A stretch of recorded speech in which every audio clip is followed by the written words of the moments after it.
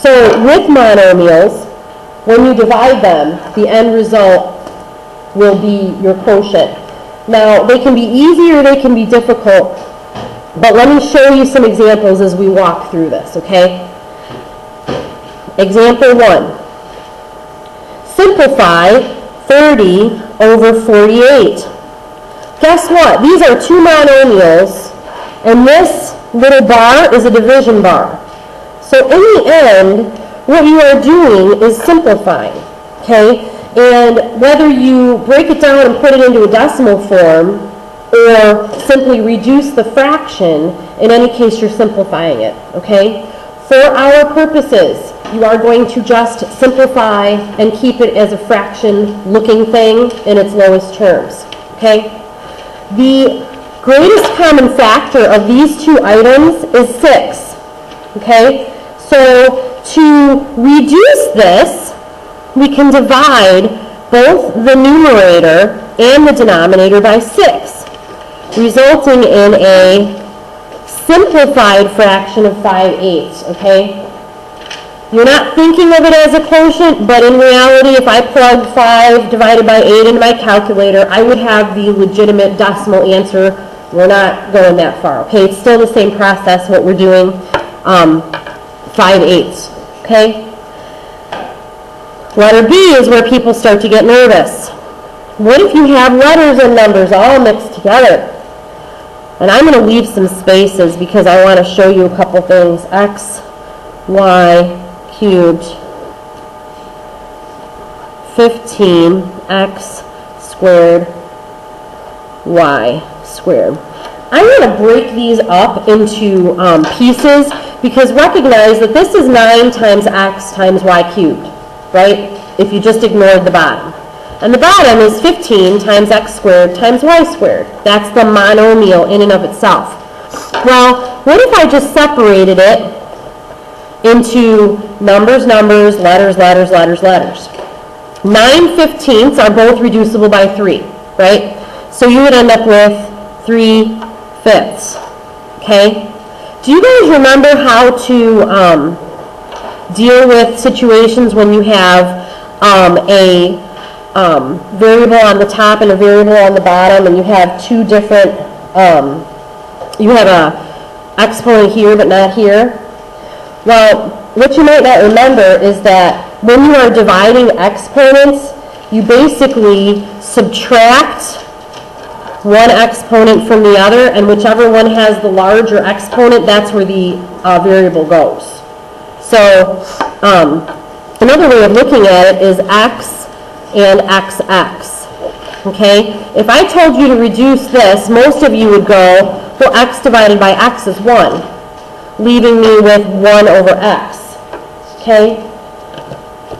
That being said, this and this causes one of the x's to disappear, leaving only a single x on the bottom. You're not going to plug a 1 in because you can plug a 1 in all day long and it really doesn't change anything. In the same way, y third divided by y squared, you're going to subtract the exponent and keep whatever's left wherever the bigger number was. So y3 minus y2 is y1. That y1 will stay on the top. If that doesn't click with you, think of it this way. y divided by y, 2 cancel, leaving that 1y that I left on the top. Okay? So the end result of this, after you've reduced it, is 3y over 5x. Okay? 3y over 5x. Okay? We pulled out and we reduced. Okay? If you don't want to think of it that way and reduce it in chunks, the way the book shows it to you is to figure out what the greatest common factor is and divide that out of each one. Okay? What was divisible out of this was 3, x, y. Right? I mean y. So y squared, because there's 2 of them. If we take the top and divide it by 3xy squared, we end up with that. If we take the bottom and divide by 3xy squared, we end up with that. Okay? It's just a matter of how your thinking works. I always do these like this because I think it's easier and faster, but you can do it however you like.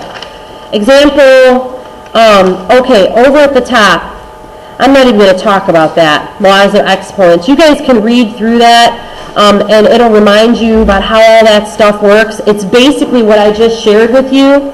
When you're multiplying exponents in number 1, under laws of exponents, you add them. When you are raising a multiplication to a power for 2, both of them receive that power. A power of a power, like in 3, the exponents get multiplied.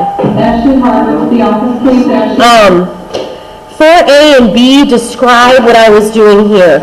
Subtracting the exponents and leaving the remaining wherever the number was bigger. That's what 4A and 4B describe, okay, in the laws of exponents. 5, if you have a fraction being raised to an exponent, both of the pieces, the numerator and the denominator, receive that exponent. I'm not going to discuss it or take it to terms of proof because I don't think that's necessary. I just want you to be able to do it, okay? Example 2 uses some really basic numbers to help you bring this home.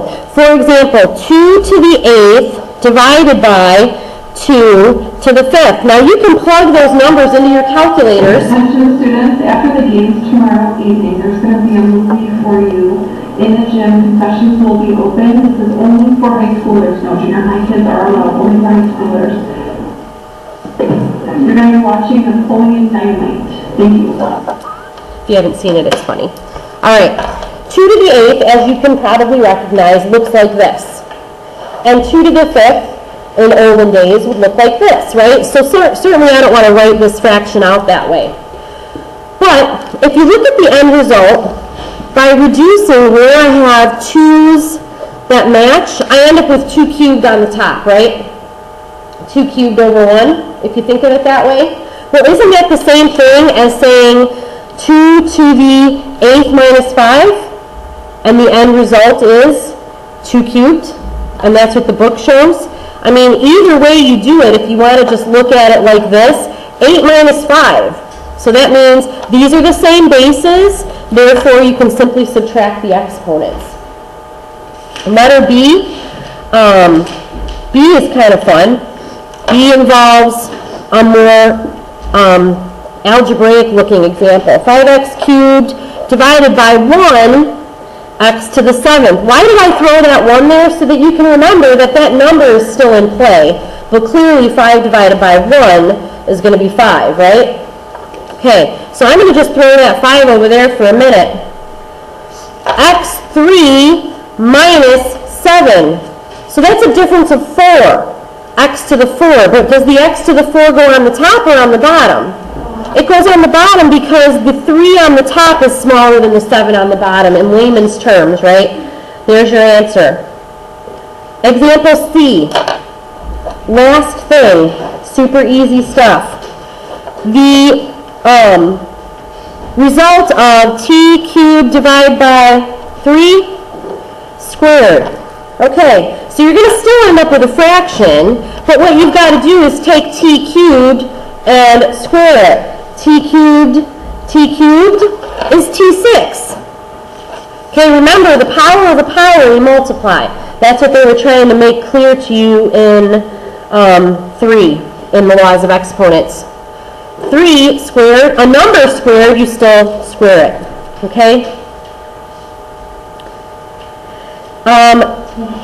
You're simplified when, and they give you 3 reasons. The integers are prime to each other, which means they don't share any other factors, okay?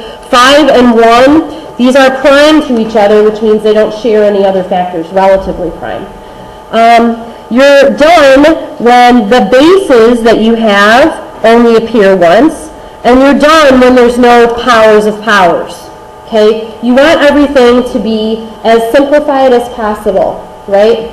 You would never say that you are 12 plus 5 years old or whatever your age is. You would simplify that and add those items together.